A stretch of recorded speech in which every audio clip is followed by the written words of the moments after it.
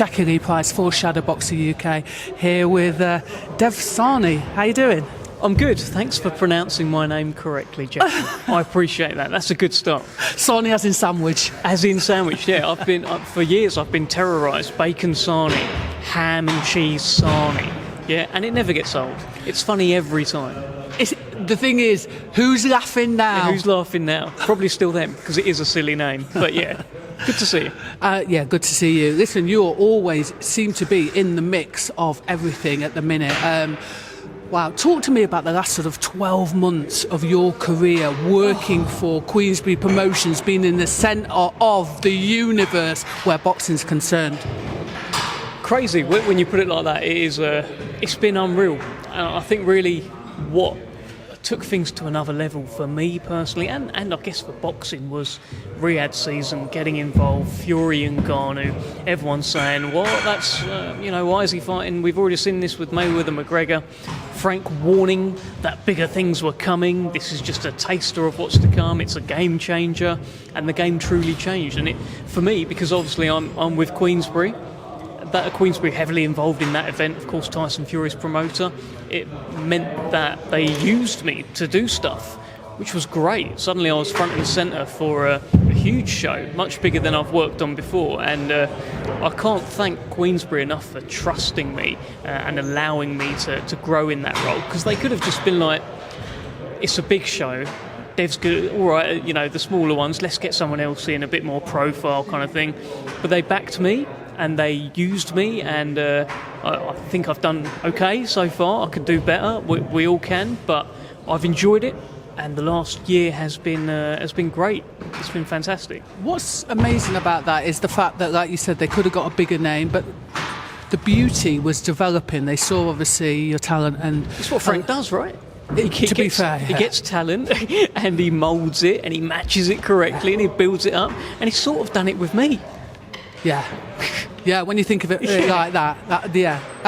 I always see you in the middle there, and I always wonder what's going through your head. Like, oh my God, another great fight! No, it is that. Listen, we're here today for Kakachi against Wood. Absolutely. Two respectful guys, and they kept it pretty respectful, but there's an intensity to it. And when I'm in that role, I'm trying to prod and hope and get something out of them. But sometimes you just know he's not going to say anything bad about him. They're not going to antagonise each other. You just got to let them do their respectful thing. But we were in Manchester earlier this week, and that was good fun with the Coley and Reactbor and all of that stuff. So you just sort of never know what you're going to get. But I'll always try. So this fight, let's talk about this fight between Anthony Kakachi and Lee Wood. I think this is my word of the week: resurgence of Anthony Kakachi's fight career, shall I say? I was talking to Frank, and he was saying that I think people didn't kind of believe before that he could do what he did to Joe Cordina. I mean, when was the moment then you realised that he was a bit special? Yeah, listen, when you know, you know. For me, it was when he beat Sam Bowen. So that was a while ago. I think it was Midlands Mayhem 2019. November, rings a bell. Sam Bowen was on a bit of a tear. We were, as Queensberry, starting to get behind him, starting to tell his story. And it was the Sam Bowen story heading into it. Kakachi was the guy who tried but just couldn't quite get there. And inactivity, and he'd disappear and he'd pop up, and really Sam Bowen was the guy meant to come through and continue his reign. And I think we were talking about a big fight with Leon Woodstock, who was around that area. I was going to say Woodstock was the one for me, to be fair. And there was Zelfa Barrett at the time as well. There was a few of them, but Kakachi upset Sam Bowen, and there was no... it wasn't particularly close. He did a really, really good job. And from there, I was like, okay, this is serious. And then he went on to have inactivity again, but he did beat Woodstock and just kept going. And it's the stories that you hear from in the gym about how big a talent he is. It's the stories you hear from the likes of Carl Frampton, who's grown up with him and talked about how it would be such a waste of talent if he didn't achieve, if he didn't become a world champion. Well, when Carl Frampton talks, I listen. So I'd say I've known for a while. I did think he was going to beat Joe Cordina. I just think like it was. No one really expected it, but if you know, there you was know, something. Kind there of was thing. something, wasn't there? Yeah, I think they underrated his punching power. They underrated him as a fighter. They probably thought he was over the hill and washed up, but he ain't. He's only just got going. I think they underestimated his speed, his power, Everything. his brain, being able to box on the front foot, Yeah. the back foot.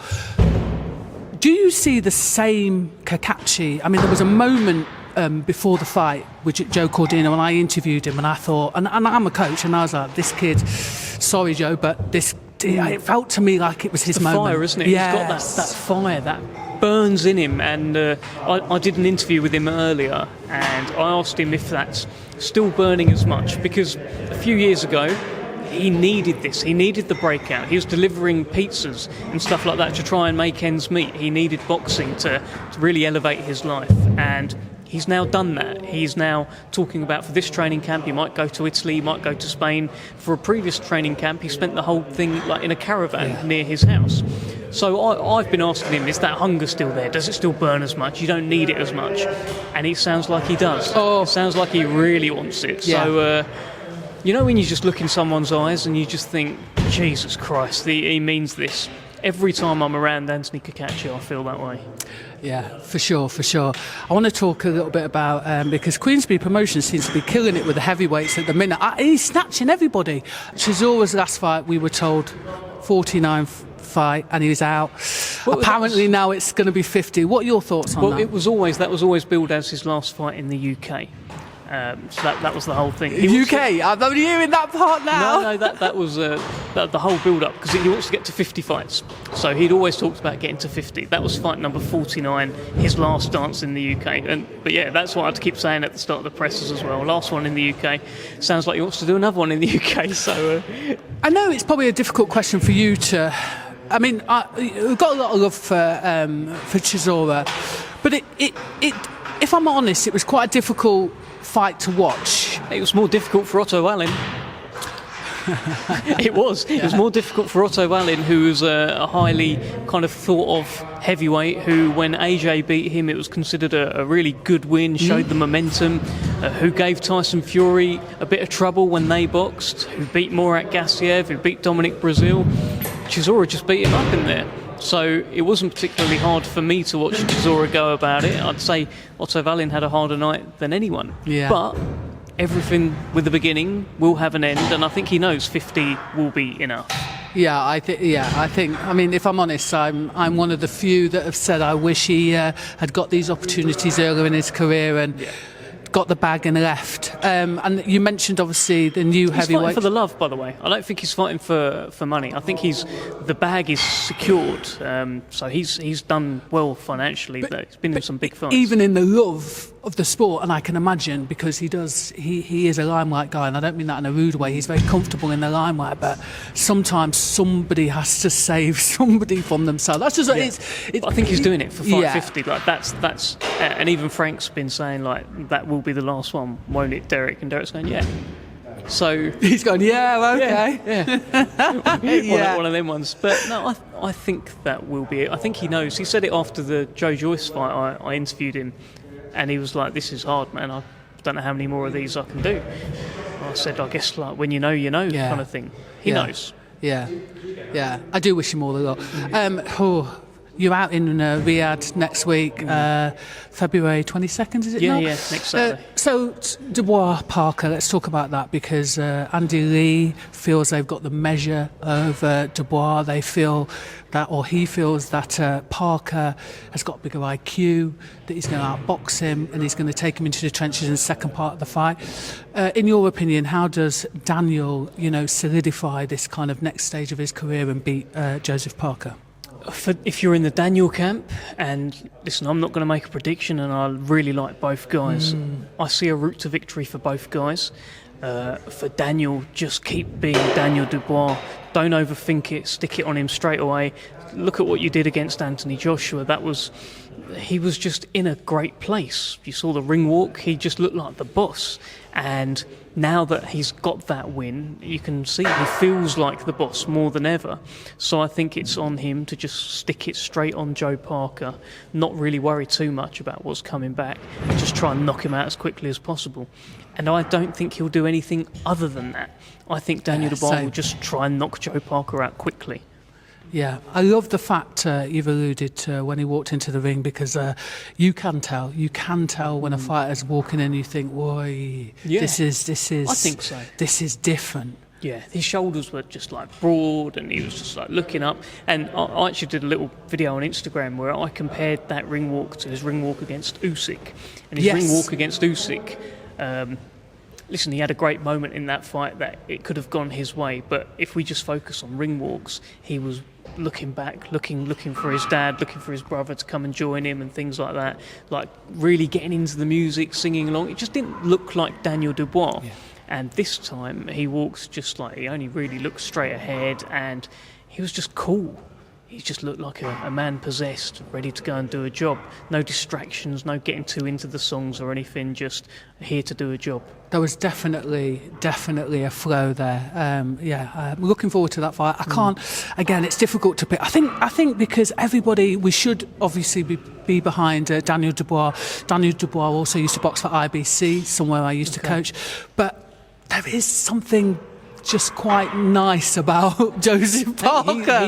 He's like everyone's.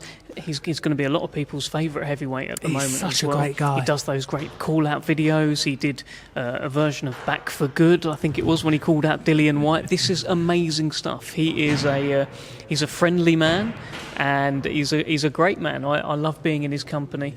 And there's of course a route to victory for him. And when he comes up against big power punchers, he tends to diffuse these big power punches. AJ was unbeaten, and knocked out everyone before he fought Parker. Wilder had only not knocked out Tyson Fury, but they couldn't get past Joe Parker. They couldn't knock him out. Talking about the heavyweights, I think we've just mentioned Richard Riakporhe, and I can't think of the other one's name because it's quite late Akoli? on. Yeah, thank you. We've just mentioned Richard Riakporhe and Akoli. That seems to be a real beef there. There's a real beef there. It's personal.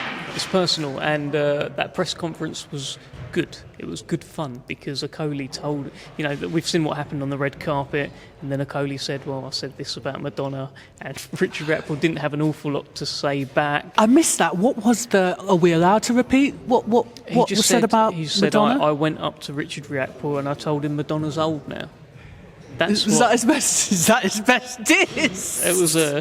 It was quite a thing. But yeah, if you know, you know. It was quite something. But they've got beef, they've got history. Looking forward to seeing what happens on fight night. Yeah, I'm looking forward to that fight. To be fair, I think at this very moment they are breaking down the set. But listen, thank you so much for giving me a bit of your time, and congratulations with the career and how it's going, because listen, anyone would love to be in your spot. It's very kind of you to say. Thank you very much, and nice to be on your channel for the first time, and not the last. Thank you. All right.